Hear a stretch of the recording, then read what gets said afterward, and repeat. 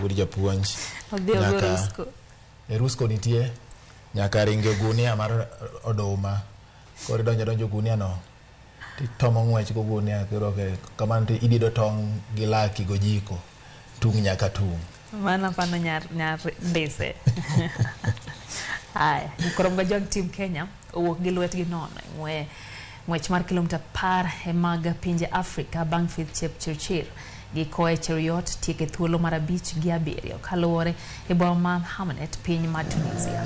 Jotugo ariyogo noyudo ka ng'wech obedo mapek nikech kor lwasi maliet e piny mar Tunisia. Koech Cheruiyot noringo kuom dakika 30 gi nyiri 26 e kidieny mar yowuoyi ka Faith Chepchirchir notiyo gi thuolo mar dakika 24 gi nyiri 27 e tieko ng'wen. Jatugo mowuok e piny mar Ethiopia Adisu Girma nobedo jaloch bang' ringo kuom dakika 28 gi nyiri 52 kiluwe gi jatugo Tebelo Rama Kongoana.